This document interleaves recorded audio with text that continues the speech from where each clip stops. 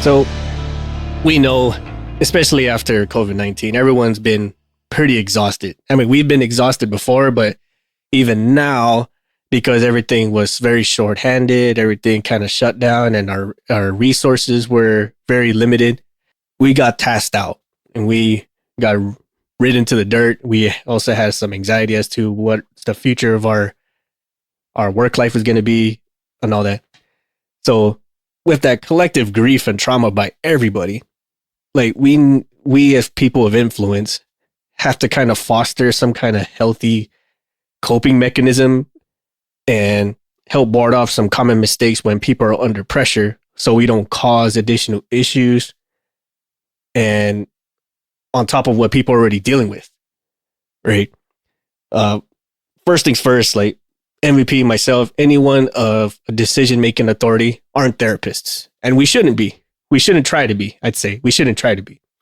What I mean by that is like, we're not capable of diagnosing every possible issue that you're having. Like, if you're having a bad day, I can't just immediately say like, oh, it must be another fight with the spouse again or something like that. Like, we can't narrow that down and give you a legitimately clean answer because we just don't know. Like, that would take too much out of everybody's time and resource that they already taxed to do and then try to answer every possible question for you.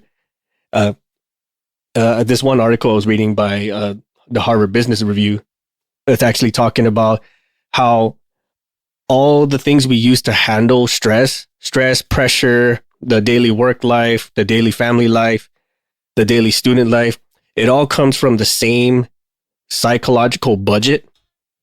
And I thought that was big. Like, holy shit, I never thought of it that way. And if I were to consider my psychological budget in monetary terms, I'd probably be like negative balance right now. Negative dollars. The bank would be charging me for not having enough. Right. And I think it charges me with sleep, right? Like, you didn't deal with your issues, so we're just going to take your sleep from you. Like, no. No, please. Kind of how it feels, though. Like, it's my one like escape. Sleep faster. We know you can barely function with 5 hours of sleep. How does 3 sound? Oh, well, since you put it that way. Or what's that one meme where he pitches a deal and he gives you a totally like unequal freaking deal? Like, you gave me $5, but how's about you buy 500? Like, what? That's not how it works. Yeah. Or it's like, hey, boss, can we have an extra day off this weekend? Well, we could, but hear me out. What if we worked Saturday instead? That's the exact opposite of what I suggested. I know, genius, yeah, right? Yeah. With the possibility of Sunday. Oh, well, since you put it that way. Oh, well, in that case, still no.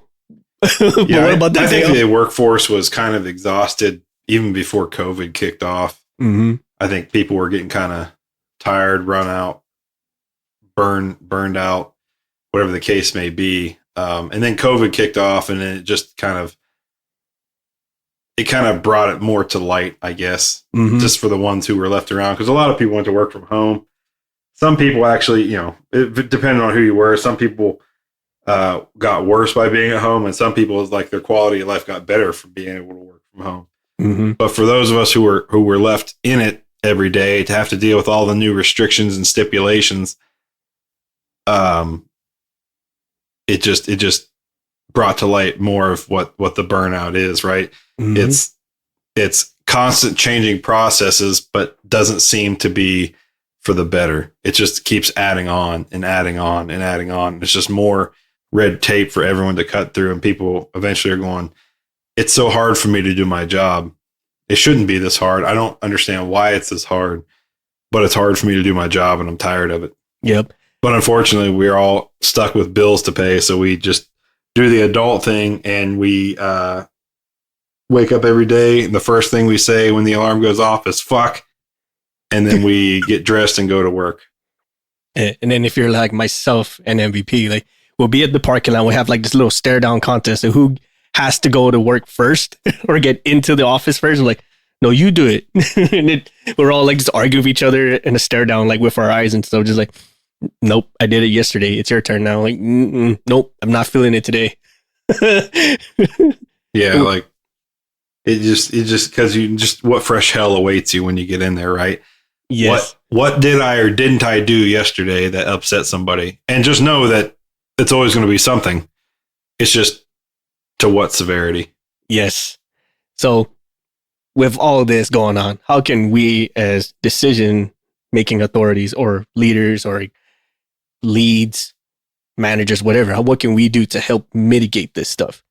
And the answer is not pizza party. Okay. You have to come up with something else. It is definitely not pizza party, right? Pizza party is what you give when something bad is about to happen. Like, pizza party, everybody, by the way, we're working Sunday. Fuck. Yeah. Is that sad, man? Like, we're conditioned for that already. It's like, hey, pizza party. Like, all right, what the fuck are we doing? Like, yeah, the minute you walk in and you're like, oh, there's pizza here. Damn it. What? Especially if you're like on the swing shift crew or whatever else, you're coming in already in the afternoon, day shift, already got the bad news. You walk in and see a few empty boxes of pizza in the trash and some cold pizza sitting in boxes still on the table for you. Mm-hmm. And you're going, oh my God, what are we about to get screwed over with? Yeah, right. It's like, let me guess, we're working Saturday, Sunday, and all these flights are high revenue and nobody gets to go home. Like, fuck. All right. Yeah. Bring it on. Let's do it. And then they turned it around and say, no, we're actually just really happy for you guys for all the hard work you've done. Like, what's your angle? There's an ulterior motive to this, that you're never just happy for the work. Something's up. Yeah, it's there's always something up, right? Mm-hmm. Like my program recently, I think we hit some milestones. We got through a real tough time. I know Six, I've alluded to you a lot of what tough times they were. And so they had an all hands get together and they brought Chick-fil-A for everybody. But it was the same thing, right? And they ended up handing out awards and whatever and recognizing efforts for quite a few people in the program, from the admin assistant, to the lowest level maintainer, and a couple of supervisors in there or whatever else for all the added time and trips and efforts and stuff. So it was kind of nice, but everybody, I mean, it's like you said, we're conditioned. Everybody was looking at the food on the table going, this seems like a setup. Right. Like, or the minute they say all hands, like, yeah, all hands, please get as many people to attend as possible. We'd like to recognize some people, and there's food provided. Like you said, everybody goes, yeah, how about just email the recognition to those individuals and we all go home? Mm-hmm. It's Absolutely. sad that that's the way it is, but that's just how most of us operate. Yeah. And then we're just so burned out. Like, I do not want to spend a single more second of time in this place that's just so taxing for me. Right. Even if it is something that's not work related, right? Like, we're doing non-work related stuff at work. I just do not want to be here. So, yeah. So for us, how we help with this kind of exhaustive workforce? Number one, I would say is, again, according to this article, is be a role model. I kind of don't like this example in this article, but what I kind of see it as is, you gotta put it out to everybody that taking care of yourself is a priority, right? It's essential. You have to do it, because just like how you would take all this time and care and attention to fix a machine, you should apply that same to yourself. Now, if you're a manager or a decision maker or someone with real authority to give this kind of opportunities, let your people do it, right? Be a role model and say, like, hey, I'm the boss and I'm supposed to be here 24/7, but I cannot do it all the time. Every time I need a break, I'm going to go take one, and you should too. And on top of that, I'm going to afford you the ability to do it, because that's another thing. It's one thing to have the resources to help you. It's another thing to have the ability to go do it, right? Like, oh, hey, you go see, if you're having problems, go see a therapist, but you're working 9 days a week for 18-hour shifts at a time. So good luck finding time to go see said therapist. The opportunity is there, but it's not really. Right. It's just advertised that it's there. Yeah, or even something as simple as like taking a lunch break, right? Like most labor laws, I think it's what 30 minutes to an hour, depending on what your organization is. And they say like, well, you have 30 minutes to take a lunch, but why isn't this work done? Why can't you just work through lunch, right? Yep. And I've given these examples some time ago when I was in a boot camp as a Marine. We went to the chow hall. We got all our food. We sat down on a table, and for 30 minutes straight, all we did was just stare at it. Just stare at the food. Just look at it. And after 30 minutes, we took all that food and we gave it all back. And then we got our asses hazed for like 3 hours. but then it goes like, what the fuck? We didn't eat lunch. I was like, oh, I see. But I wasn't required to make you eat. I was just required to give you the opportunity to do so. You had the opportunity. You had the food in front of you, but you just didn't do it. That's not my problem. My problem is I took you to lunch. I had you sit down with food, and you just didn't eat it. So, fuck you. No food for the rest of the day. Like, oh fuck. And then that's kind of like how a lot of people in today's workforce is. No matter what industry is. You give them the opportunity, the resources are there, but they don't have enough time and energy and availability to go do it, right? Yep. So us as a role model, as this article would say, is not only do it for yourself, but encourage others to have the ability to do it for themselves as well. So that's one thing I struggle with a little bit is that, I'm there. I got people there, they work in 410s or whatever else, but I'm there 5 days a week. Now, I do have a rotating weekend schedule, right? So I only have one person on the hook, to cover the weekend in case there is anything going on. But I'm there 5 days a week. So everybody else gets 3 days off. I get, 2 or less. And I think it's one of those as being a lead, right? I feel bad. I'm like, oh, if I got people there, I should be there too. Mm-hmm. But, you go in and your team like, why are you here? Take some time. Go home. That's all I hear. Like on a Friday, go home. Why are you here? Go home. Like, we're not telling you to leave because we don't want you here, but we want you to enjoy the time. But and that's where I should, and I trust my team, but it's one of those where I'm like, I feel bad if like I left and then some bullshit kicked off and they had to deal with it on their own. Right. I can't, and I'm not there to be the bullshit umbrella deflector. You know what I mean? Right. And that kind of, no, go ahead. Sorry. That's kind of where I was just saying, that's kind of where I feel bad, and where the burnout comes from as well on my end is because I'm trying to be that shield. So as little of BS hits my people as possible. Right. But you wear yourself down in the process. Exactly that. And your teammates, wherever your position is in the team or the workspace, they're going to see it when you're burned out. And what MVP's alluded to, like sometimes, you feel that it's the better good for you to be burned out and just be there. But we've all have been guilty of this where we try to tough it out and we end up breaking down faster. And then our ability to help others diminishes with it. So that kind of goes into what I do agree with in this article is being emotionally open with when you're tired. Don't just flat out says I hate you all and I'm going to go home because I can't mentally deal with this. That's totally not the way to go. But like if you're having a hard time and you're struggling to keep up, call yourself on it. Like, hey, everybody, like, I'm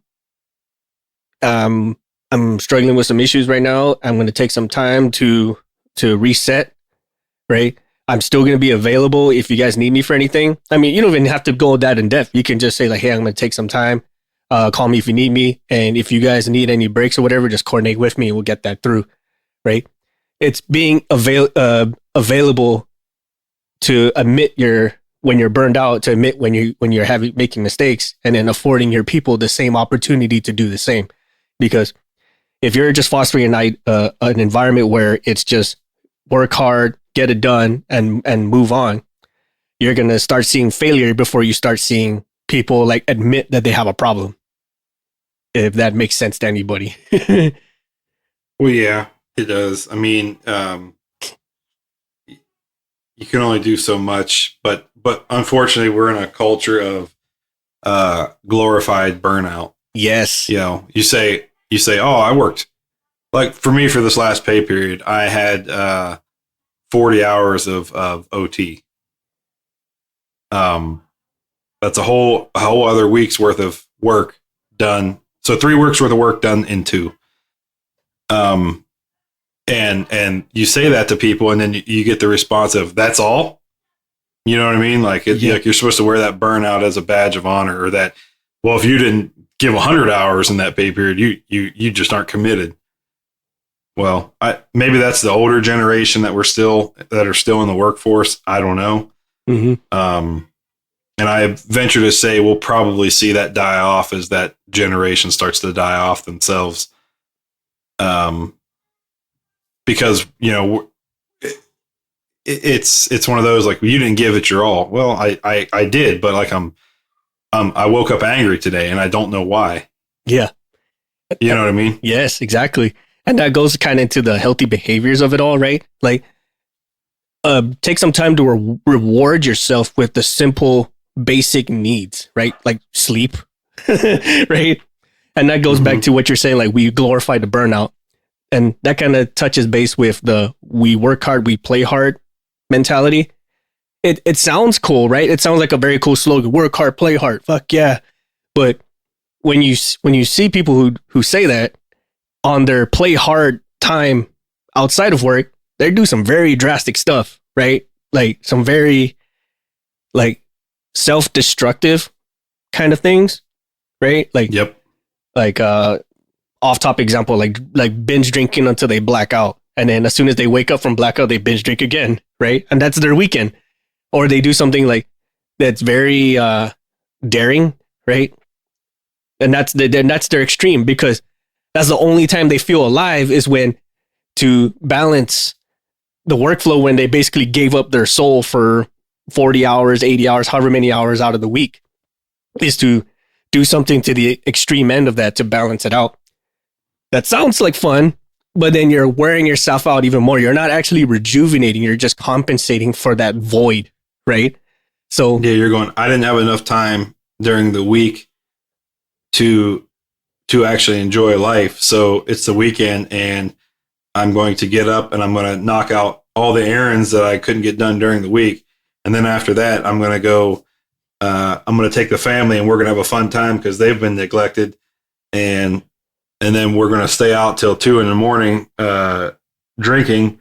Then when we get up at 6 the next morning and do that all over again, and then go to sleep at midnight that night to get up in 4 hours to go to work, because I have to maximize what time I do have off, because I don't know if I'll get next weekend type thing. Yes, absolutely. And that's very explosive, and we're very guilty of it ourselves. We openly admit, I have done this. And what I have found... Still doing it. It's sad, isn't it? And sad patrol.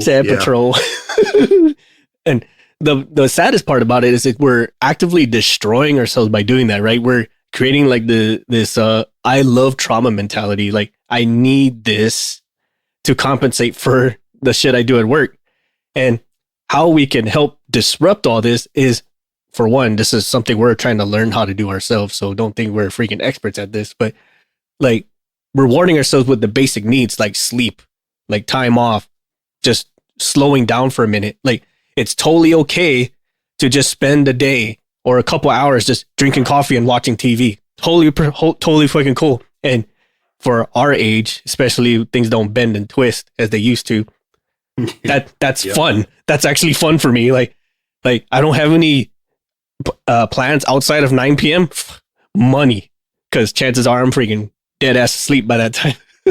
Yeah, it's okay. Like, I'm trying to get better with it myself. Is and I feel bad, right? It's still part of this mental break I need to adjust to myself. Whereas if I sit around for 5-6 hours on a Saturday or Sunday just watching TV or watching my phone and doing nothing and neglecting things around the house, right? Now the whole family might be sitting on the couch watching that thing together, but I view that as negative. I wasn't productive. I didn't get something done that I probably should have got done. I could have went and washed the car. well, fuck it, it's going to rain the next 3 days anyways, or something like that. But that's one of those things where, like, oh, I could have gotten something else done and I didn't. And then I beat myself up for not doing that. Mm-hmm. That's something I got to change mentally on that, is that, yeah, I killed myself during the week and I'm mentally wrung out and all I want to do is lay around, but I don't beat yourself up for doing that. Recognize that that's what your body needs at that time and just accept it. Yes. And that especially goes into like being available for it and making it available for all your people in your team as well. Like, especially if you're the one controlling schedules, right?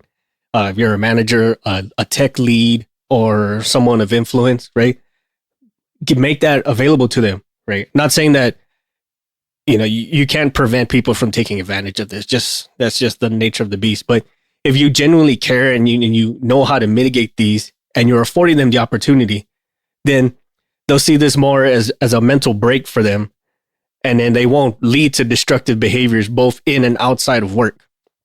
That kind of goes into lightening the load with things, right? Like, don't try to smash a whole schedule in under its prescribed time.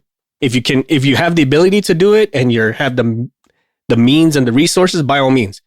But don't try to cram 3 weeks worth of work in 4 days. That's just never going to happen.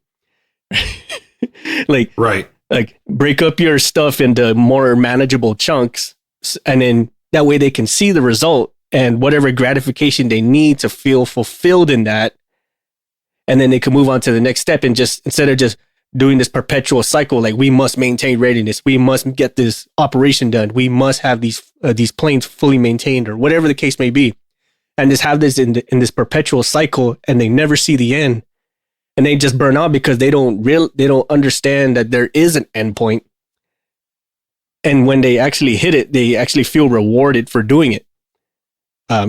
We've talked about this so many times in our offline conversations, and people were like, "There's just no end." I feel like instead of hitting the finish line, we're just hitting the start of another race and then going for another marathon and never getting a real break. Yeah, you're the end of one race is actually just the beginning of another. When you cross that finish line and you're like, "Oh, I'm done." Oh, wait a minute, here we go again. We're still rolling, Mm-hmm. And this kind of goes into like mitigating mistakes, where like you got to understand that you're going to make mistakes, especially when you're exhausted. But understanding where the mistakes came from and fostering an environment where like you're not going to just straight smash someone's bag for making a mistake, unless it was blatant, or if it was like a major issue that could have easily been avoided, right? There's nuances to that. But for the most part, if it was a general mistake because they were just exhausted and it didn't lead to overarching consequences, you gotta understand that people are gonna make them, and you gotta take that as a learning opportunity, not as an opportunity to use your scolding voice.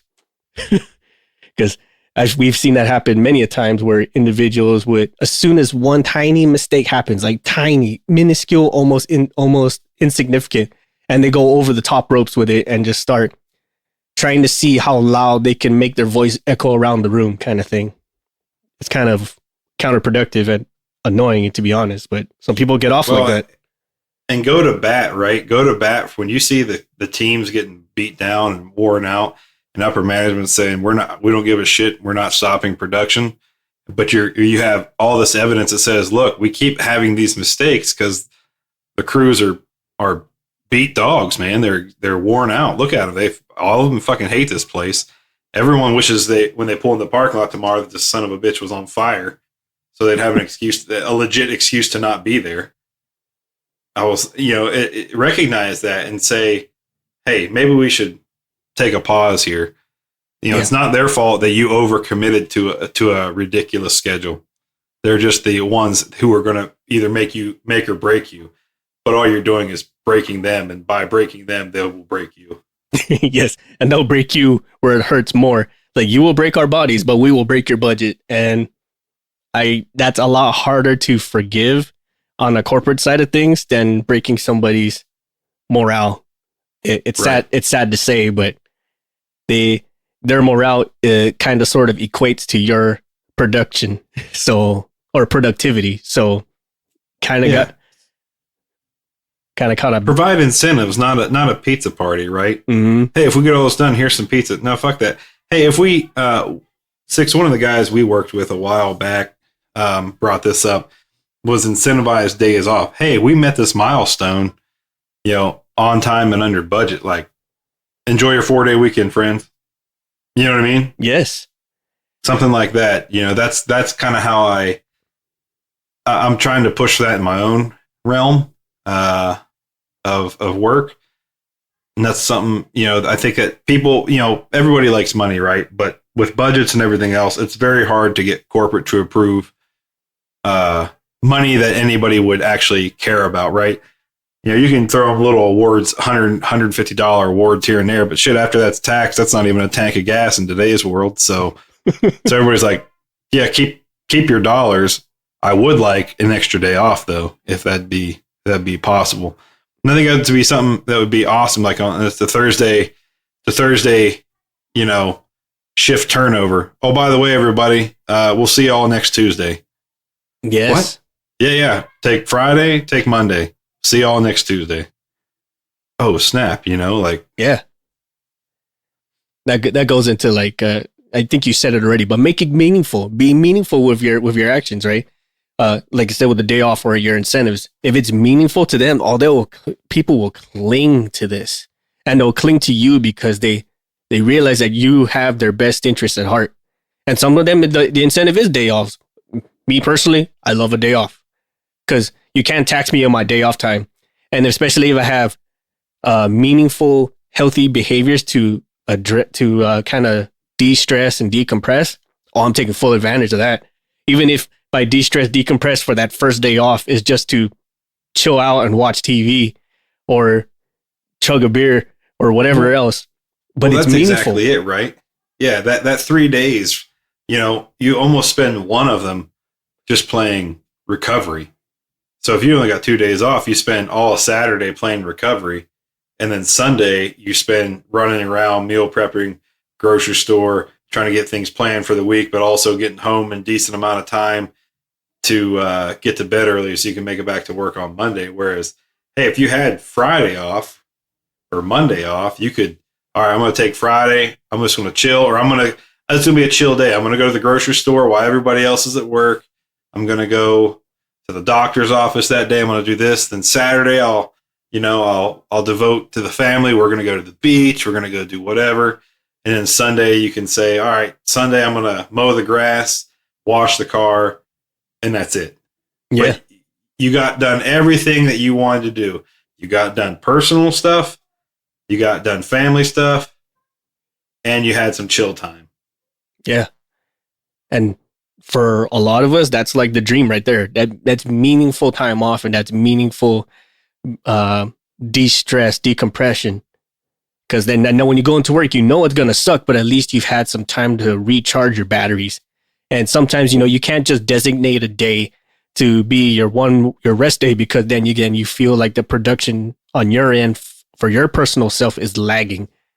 And and for your family too, right? You get home and you're worn out. The family hasn't seen you all week. Mm-hmm. And you finally get home on Saturday and they're waking you Saturday morning. What are we doing today? Let's go do something fun.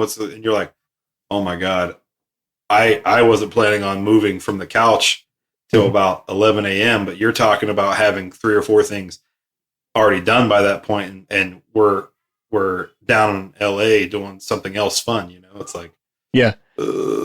Yeah, that goes back to that psychological fun. Like I'm kind of that negative balance right now. See what happens. I need my checking and my savings to move over, but that takes about a business day. So you kind of need to tone down the enthusiasm for just a little bit until the fun replenish itself. Yeah, but you feel like at least for me, I feel like a bad parent because they're like, we're so bored here. We want to go do something fun. And you're like, oh my God, I don't want to leave the house. Like that was the last thing I had on my mind, but you feel bad for them because they've been without you all week and you haven't seen them. And as anybody with kids knows, that the years just rip by, and next thing you know, they won't be around anymore. And then you're going to look back and resent everything because you didn't spend any time with your kids. And now they're grown and gone, and work is still there, and it still isn't great. Yes. And that kind of goes into this other aspect about reducing the tunnel vision. Like we get so hyper focused with work, with all that is work, and we kind of miss out on everything else that's happening along with it. Like MVP just said, like spending time with your kids, having some family time, having some you time. You're so dialed in with whatever work is telling you to do that anything outside of that tunnel is like non-existent. It's not supposed to happen. It's dividing by zero. It doesn't exist. And that hyper focus tunnel vision can actually lead to problems. Like when you're so involved with, say, like a task or a project, you fall in love with it. You get so deep involved with it that you don't see that there's problems happening. And it's also one of those, like, you don't understand the full scope of it until you step back and like, oh shit, there's more to this, or there's more gaps than we originally thought. But you can't tell that because you're so dialed in and you're so hyper focused. And that kind of goes along with yourself as well and the people around you. If you create this space where everyone's only focus is work and their only focus is to get XYZ done, they start letting everything else fly to the wayside, and then they miss out on all the other important things. And then what MVP is saying, like, everything else just done and moved on without you. And then now you're sitting there resenting everything because the only thing you focused on was work, and work could give a fuck less about what you put in as long as they get what gets put out. Yeah. Kool-Aid's been really working on with that, where she's basically like, why are you still there? I'm like, oh, I'm just trying to finish up this one thing so it doesn't bleed over into tomorrow. She goes, and what if it does bleed over into tomorrow? Well, somebody will be mad, I'm sure. And she goes, okay, let them be mad. You know, I was like, well, I don't want to get fired. She's like, who cares? Who cares? Mm-hmm. You're a machine. You're a cog in the machine. The machine is work. You're a cog. That machine will keep operating if you're not there. Yep. She goes, I promise you, it'll keep operating if you're not there.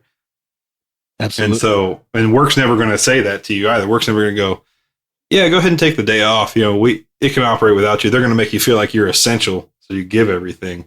And I'm not saying, you know, tell you, man, fuck this job. I don't give a shit about it and do as little as possible. No, do good work. But you can't give 100% of everything to one thing because you're neglecting something somewhere else. Mm-hmm. And if you're giving it all to your family, you're neglecting work, and you might lose your job. But if you give everything to your job, you're neglecting your family, and you could lose them too, right? It's a balancing act, and it's a hard one to do for many people. I know I struggle with it. My own parents struggle with it still to this day. Mm-hmm.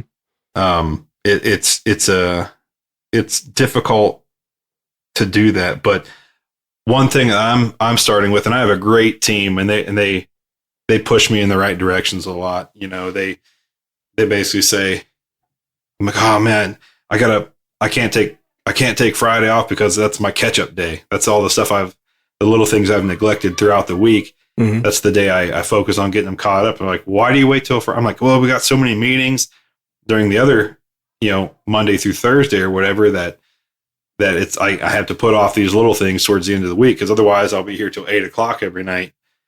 And I'm missing out on family stuff. And they're like, okay, how many of those meetings are necessary for you to attend?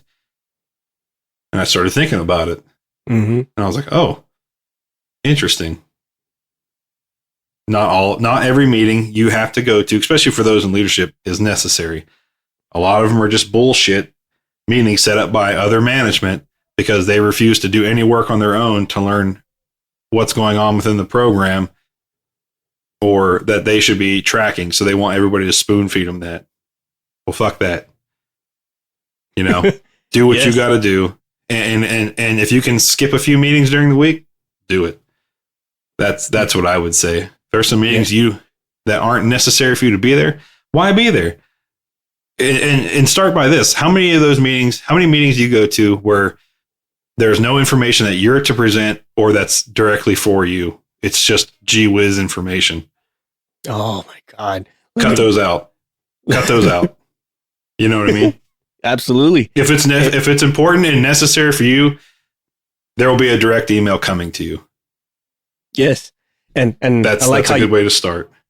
And I like how you mentioned this, because if you foster this to your teammates, they'll do the same for you, right? And a case in point is yours, right? Like, yeah, you need to take a day off, dude. Like, you fuck those, cut out these unnecessary meetings, cut out these unnecessary actions, and just take the time for yourself. Like, if you afford that to your teammates, they will do the same for you. And then you have like this whole holistic cycle of how you guys actually encourage each other's behaviors, or encourage healthy behaviors, I should say.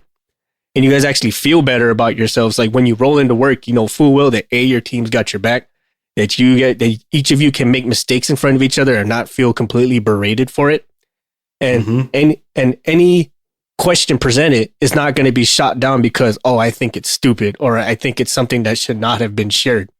Like, they feel encouraged to be creative and be innovative, and then to call you out on it without some level of retribution, because, you know, like, hey, I think your idea is a little, of course, with some tact, obviously, right? Like, you're fucking stupid, you should never have said that. But it's about something along the lines like, I think this idea of yours sounds great, but it may need some attention in certain areas, some shit like that, some kind of political answer. But yeah, oftentimes it's a chance for people to get in front of leadership and go, look at me. Well, if you're one of those who don't really care about that and thinks that your work speaks for itself, then those meetings aren't necessary. Like I said, if you have a good idea and you think it's, hit that person up directly via email, providing charts, whatever you got for them in a well-written email. Or if they have something that's directly related to you, they'll be calling you or emailing you directly for action or assistance. Yes.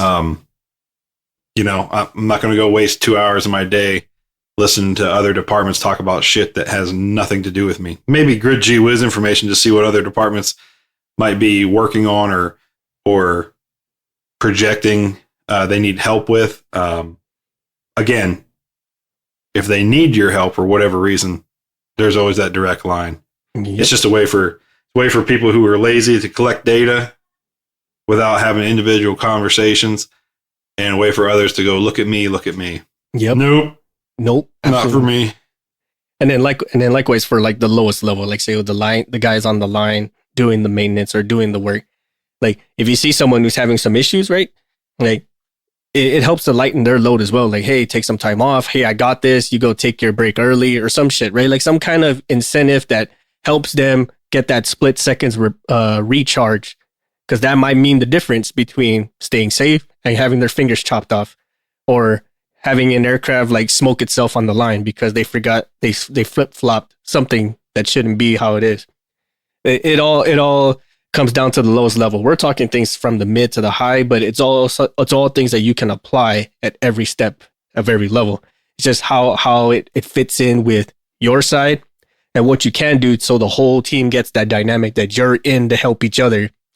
And sometimes, you know, like, it can be as helpful as like switching schedules, right? Like, this person's scheduled to work nights on a Saturday. I don't have shit going on. Maybe I'll take it. He can take my Friday mornings or my Sunday mornings, or whatever it's easiest for both of you, right?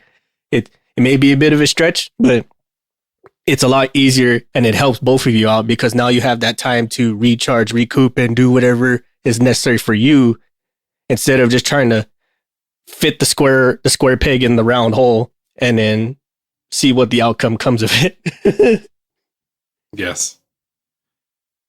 100%. Yeah, it's so easy to get lost in the mix and the rat race and the grind. And if I don't do good, then I can't progress my career and whatever else, unless I show these people that I'm capable and I kiss their ass and I'm in their face 24/7, right? Mm-hmm. Many instances in business, that is very much true. I'm not saying my own organization is exempt from that, but also reevaluate that in your mind. What are you willing to give for success? And I can already tell you, I'm going to be losing out to some younger guys here who don't have families. There no girlfriends, no wife or children. They're hungry, and they want to work, and they want to progress, and they want to get high in the chain.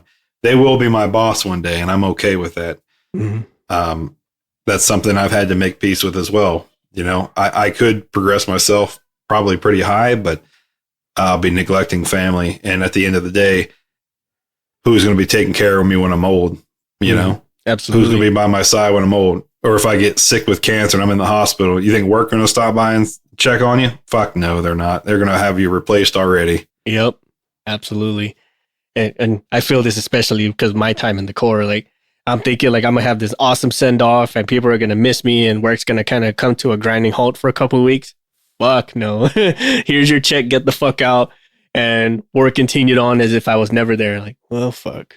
All right. Yep. Same thing Kool-Aid was telling me. She goes, because that place will keep rolling. She goes, if you died tomorrow, she goes, nothing would even change there. Other than maybe your team might go, man, that sucks. But she goes, other than that, nothing else will change. Mm-hmm. Work will continue on as if you'd never existed. Yep. So, so as a summary for everybody here, like, understand when you're exhausted, find some healthy practices to bring you back to reset, right? And it doesn't have to be grand or awesome. I mean, if that was your plan for a big vacation, by all means, but don't try to go out with a bang and work hard, play hard, because that will ultimately destroy you if you keep up that way. And then even if you came home and sat on your back patio with the family and the dogs and had a glass of wine, and all you did was leave work an hour, 2 hours early that day, do it. Absolutely. World of difference. And be emotionally open about it, right? Like, call yourself out if you're having problems, right?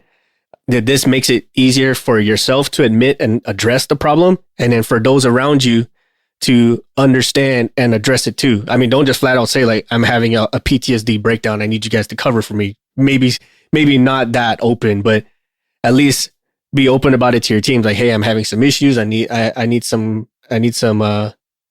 moments to kind of catch myself up. I will be back being 100% and performing to the best of my ability, et cetera, et cetera, et cetera.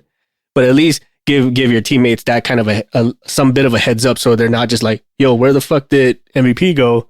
Or where did 6 go? And they're just having to pick up the slack and not knowing where you left off or if you're even coming back. Yep. Like, hey, everyone, and hopefully you have a team like mine where like when 6 and I were working together, where you were in tune with each other enough to where you go, hey, why don't you go ahead and just dip? Man, are you sure? Yeah, that's cool. I got it. You know? Mm-hmm. All right, thanks. You know, like that kind of stuff. Like recognize each other or your team, and the team to recognize you, where they go, are you coming in tomorrow? Yeah. Why? Mm-hmm. Like, I don't care that you're coming. I want to know your reasons why you're coming. And this is what my team will do. I'm like, oh, well, tomorrow I got to update this report and that report. Don't worry about it. I can do that. Next reason. Yep. Oh, well, I got some HR stuff. Okay, understood. I can't do that for you. So what you're going to do is, so like when I was there, like, what are you doing? I'm like, oh, I'm filling out HR paperwork for whatever reasons, you know? Mm-hmm. And they're like, okay, are you done with it yet? Are you done with it yet? Are you done with it yet? Yeah, I just finished. Cool. It's lunchtime. Get the fuck out of here. Bye. Yep. See you later. Or like us when we were line mechs, like, hey man, I'm coming in today. Why? Or it's like, hey, I need to dip out early. Shoot, man, I got this. Like, I can do this engine change without you. Bye. Right? Or just turn in your shit and go. Are you sure? Like, yeah, I got this, dude. Don't worry about it. Shift changes like in an hour or so. We got it. Or so it's one of those like, hey, help me if you're doing an engine change. Hey, help me throw in the aft mount. We already got the forward mounts done. Help me throw in the aft mount. I can do the cleanup from there. I just need the extra hands for the aft mount. Cool, aft mount's in. Boom. See you later. Yep. Or like with us, like someone's just having a real bad day. It's like, hey man, why don't you come over to our corner for a second and then just kind of bullshit with them for a little bit, have them vent for a couple of minutes, feel better about what they're doing, and give them a little bit of purpose behind it, and they go about their ways happier than they were when they first saw you. Be the ear to somebody. Don't be another problem or roadblock. Yep. Be an open ear. Maybe that's all they needed, was just to talk to somebody. Maybe they're not even expecting action on your part. They just need somebody to hear. Yes. And you were the only one who gave them 5 minutes, you know? Absolutely. And that reassurance is big, especially for us in our industry. Like, there's so many unknowns or things that will make you question a lot of stuff. And just having that 5 minutes of reassurance can really boost yourself internally. Yep. But let us know, like, what do you guys think? Like, what's the way to counteract someone who is exhausted or help an exhausted team? And what were your actions and what were your results? Like, please let us know. That might be something that we could implement, what we could learn for ourselves. And then maybe it's something that other sites are experiencing that they just didn't know how to solve yet. Yeah, and if you ran into management where they said we don't care, we're not stopping production, don't give a shit how tired the team is, were you able to change their minds? If you were, what did you do? How did you approach them? How did you present your case? I'd be really curious to hear that. Yes, please let us know in the comments. Shoot us emails, whichever way is easiest for you to get a hold of us. It's all about us learning and all of us helping each other out so we can actually get through this all together. On that note, thanks everybody for listening. We'll catch you again next time. Bye, everyone. Bye. We'd like to take this time to thank our patrons for supporting our show and allowing us to continue to make episodes, maintain our gear, and create merch for all of our listeners, with special thanks to Erica Lamont, Chris Hawkins, Ryan Frushauer, Dan Schubert, Jenny Dignan, and the ladies of the Dick Talk and Mimosas podcast. Thank you all so much for your support and patronage. Visit our shop at cancelformaintenance.com and grab some swag to show off both your support for us and your prowess as an aircraft technician. If you have ideas for the show or you'd like to be a guest on the show, visit our contact us section and send us a line. We will do what we can to get your ideas or yourself on the show. You can also follow us on social media, such as on Facebook at Cancel for Maintenance, Instagram at Canx, that's CANX for Maintenance Podcast, or on Twitter at CXMX Podcast. Check out some of our affiliates like Rockwell Time, where they make both rugged and classy watches to fit your lifestyle. Use the code CX4MX and save 10% off your purchase. Support us on Patreon. Our patrons get exclusive perks such as access to our Discord, discounts and early access to merch, special patron-only episodes, and so much more. Thank you again so much for listening, and we'll see you next time.